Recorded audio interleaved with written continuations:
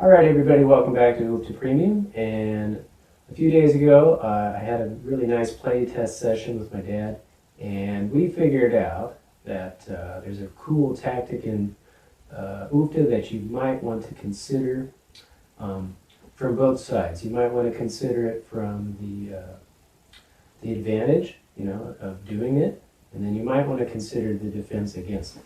And so let's just describe what that is. And it has to do with the trading house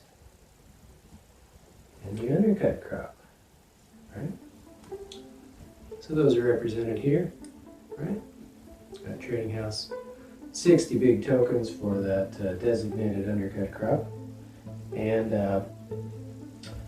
basically what it boils down to is a strategy or tactic that I would call squeezing out the undercut crop, okay? And what does that mean? Well, it basically just means that if somebody, let's say in this particular case, one grower has already initiated the undercut crop, they've got their stuff out there, they harvested it once, right? And they have their undercut crop marker on their farm. Well, what you can do, maybe to defend that, because it seems insurmountable, right?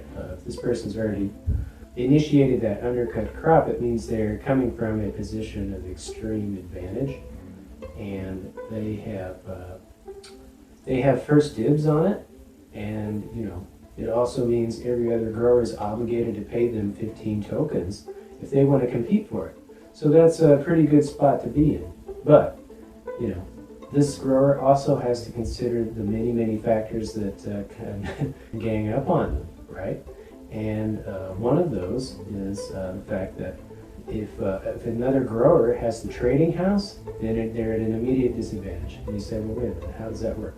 Well, let's say if I'm a grower that's opposed to the undercut crop grower, I decide that I want to purchase the trading house. I go ahead and do that. Right?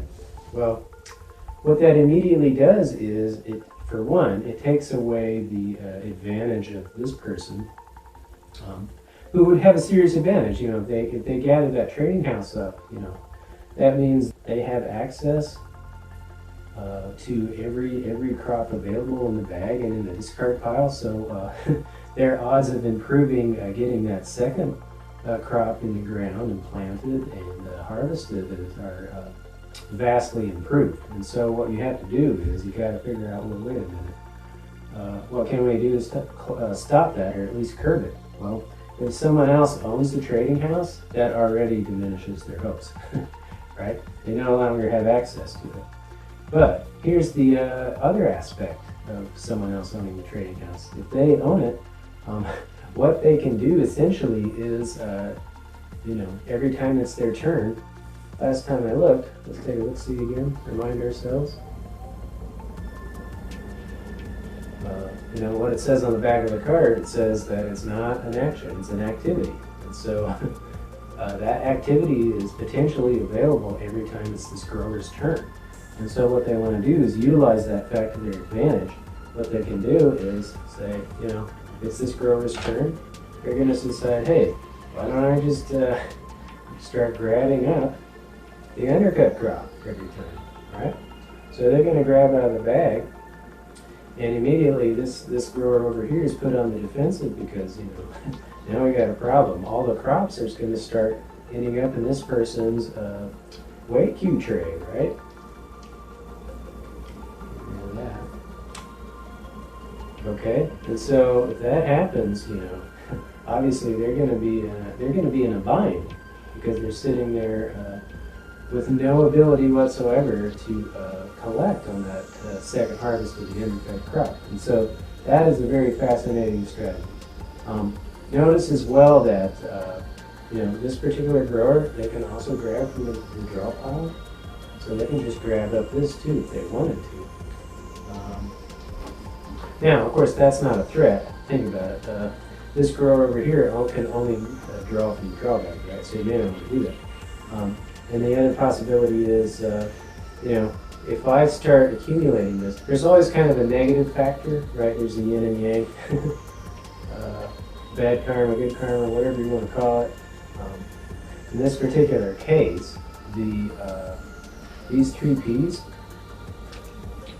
they're starting to take up slots in this particular grower's weight-cue tray. So that might not necessarily be a good thing. After all, these are very worthless, right? They're the lowest crop in the market, technically, unless you pay that barrier to entry fee and collect as the undercut crop.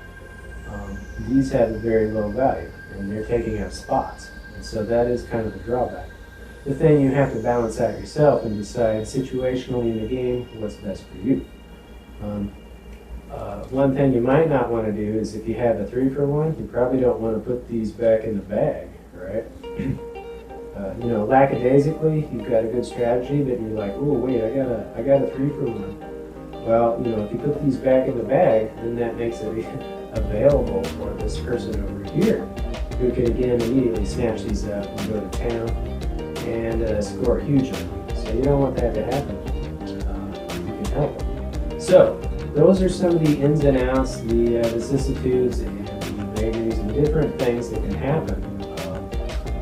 If you decide as a grower you want to play a little bit of defense, maybe take something away from somebody, opting to buy that trading house is definitely worth your while. And not only that, besides the fact that you can squeeze them out, squeeze out that undercut crop, you can also focus on yourself and be like, well, wait a minute.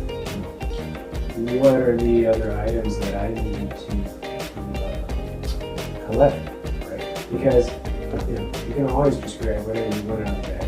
This is a pretty powerful piece when you think about it. So these are just some of the more interesting options that are available in Undercutter, and you can take advantage of them and explore them on your own. As to what the best idea is, because many times I don't know either. With that, we'll leave it there, and keep on playing Undercutter, and if you come up with any strategies or interesting ideas of your own, just let me know. So, on that note, thank you everyone, and have a nice evening.